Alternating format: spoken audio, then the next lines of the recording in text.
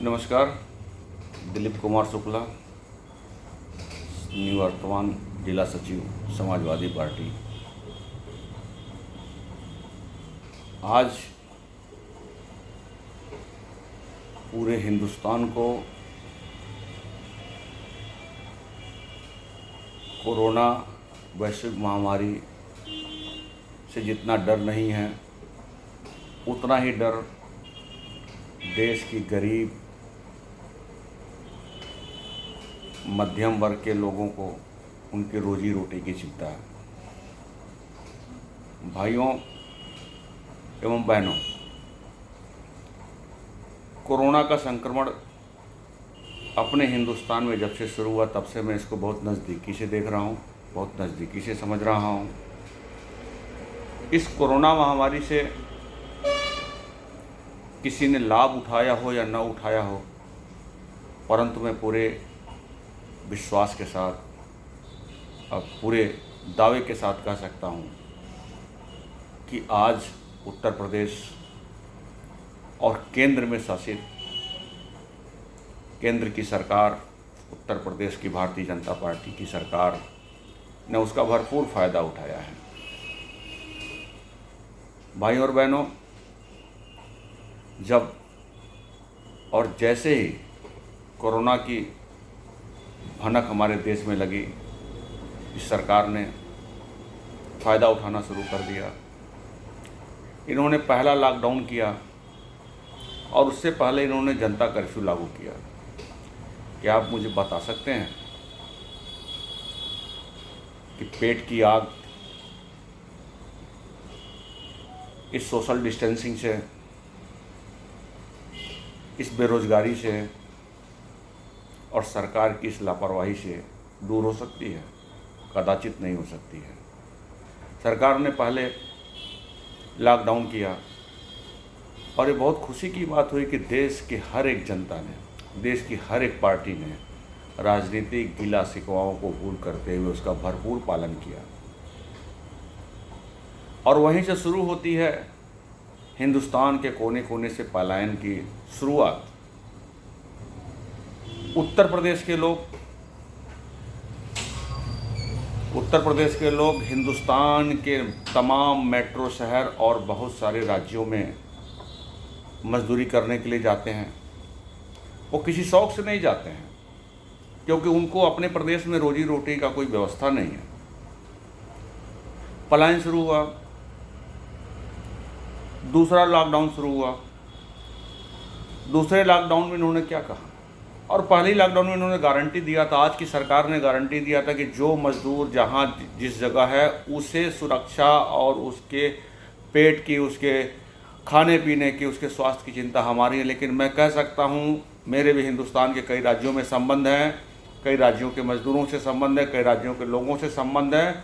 अगर आप सच्चाई जानना चाहते हैं तो जहाँ पे जो मज़दूर, जिस स्टेट में जो मज़दूर रुके हुए हैं, वहाँ जाइए, वहाँ आपको हकीकत मालूम पड़ेगी। जो मज़दूर, जो लोग आज इस कोरोना महामारी के चलते जिस राज्य में फंसे हुए हैं, वहाँ दोबारा इस अनुभव के साथ मैं कह सकता हूँ कि वो कभी घर से बाहर निकलने का साहस नहीं कर सकेंगे। साहस क्या, दुस्साहस नहीं कर सकेंगे। नतीजा क्या होगा? वो निम्न वर्ग के लोग हैं, बीपीएल वाले लोग हैं, जिनके घर में रोटी नहीं है, जिनके पास ज़मीन नहीं है, कोई रोज़गार नहीं है।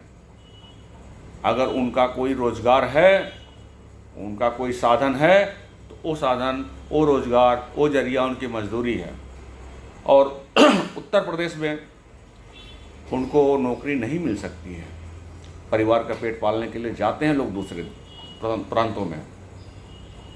आज देखिए, 2400 किलोमीटर दूर से लोग पैदल चल चुके हैं।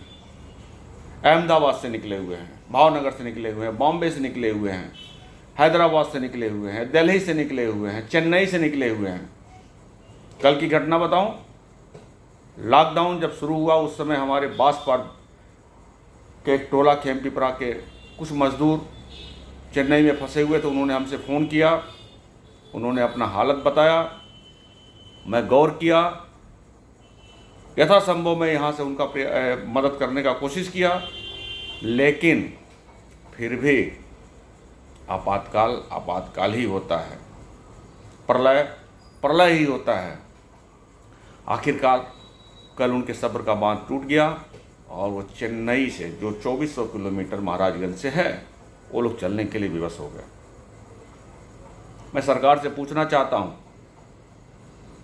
रोड पे चलते हुए मजदूरों का दुर्घटना क्यों हो रहा है, कैसे हो जा रहा है? क्योंकि आपने जो भी पाबंदियां लगाई हैं वो सिर्फ गरीब मजदूरों के लिए लगाई हैं। गरीब मजदूर अगर सड़क से जा रहा है तो पुलिस प्रशासन, एडमिनिस्ट्रेशन के लोग उसको रोकने का काम कर रहे हैं, दंडित करने का काम कर रहे हैं। इसलिए वो लोग बचाने के लिए, मैंने देखा है, एनडीटीवी का समाचार देखा है कि रेलवे ट्रैक के किनारे वो लोग जा रहे हैं और वहाँ भी पुलिस उन्हें रोक रही है। ब्रीफ केस, जो व्हील वाला ब्रीफ केस होता है, उसके ऊपर अपने बच्चे को बैठा करके मजबूर माँ खींच रही है उसको।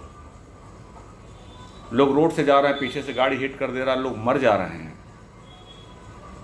और इसके बाद तीसरा लॉकडाउन खत्म होने के बाद भी ये सरकार 20 लाख करोड़ का आर्थिक पैकेज का ऐलान किया है। मैं कहता हूँ ये 20 लाख का आर्थिक पैकेज नहीं है, ये मदद नहीं है, ये देश की जनता को चिढ़ाने का एक तरीका है। हिंदुस्तान की जनता इतनी भोली भाली है कि इनके झांसे को समझ नहीं पाती है। आपने उसमें 6 लाख करोड़ का क्या किया? आपने 6 लाख करोड़ को आपने बैंकों के जरिए लघु उद्योगों को, मध्यम वर्गीयों को लोन देने की व्यवस्था की उस 20 लाख करोड़ में। क्या आप मुझे बताएंगे कि वो 6 लाख करोड़ का जो आपने लोन के लिए धनराशि रखा हुआ है, उसका आप ब्याज नहीं लेंगे? क्या गारंटी आप ब्याज नहीं लेंगे? आप ब्याज लेंगे, ये किस प्रकार का मदद है? इसको मदद नहीं कहेंगे, इसको आपातकाल में, विपरीत परिस्थिति में भी अपने देश की जनता को छलने का काम है। आप राजा बने बैठे हुए हैं पूरे देश के। राजा की परिभाषा को समझें।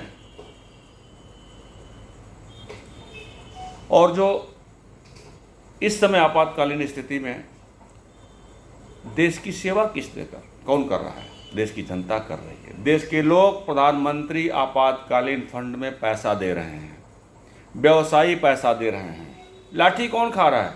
जनता खा रही है। सोशल डिस्टेंसिंग, जब पेट की आग के आगे कोई भी सोशल डिस्टेंसिंग किसी को समझ में नहीं आता है। मजबूर हो जाती है वो माँ अपने बच्चे की पेट को भरने के लिए, कभी कभी गलत रास्ते पे निकल जाती है।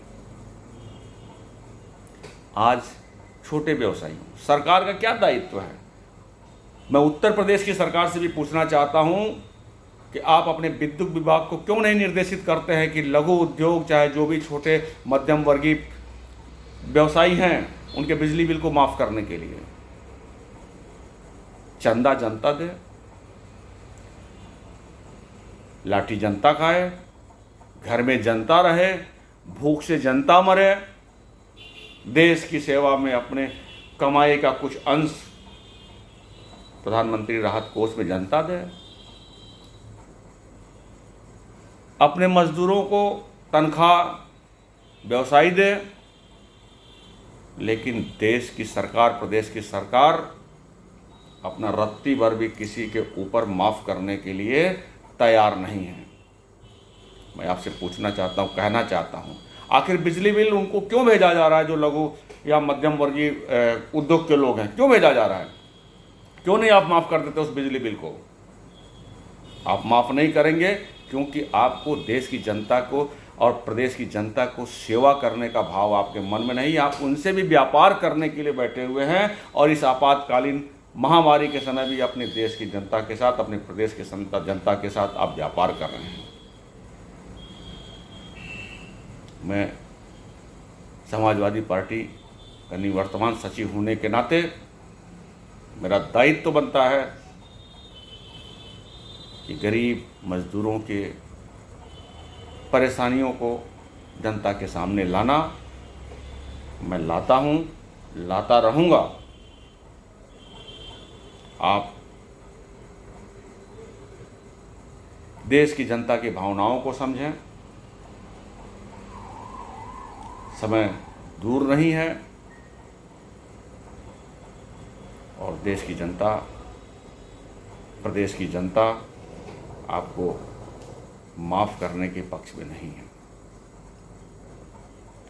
आप दूसरे प्रदेशों से प्रवासी मजदूरों को लाद तो नहीं सकते हैं, लेकिन कम से कम उन्हें अपने प्रदेश में भूखे मरने के लिए न छोड़ें। देश की जनता के साथ, प्रदेश की जनता की भावनाओं के साथ खिलवाड़ करना बंद कर दें।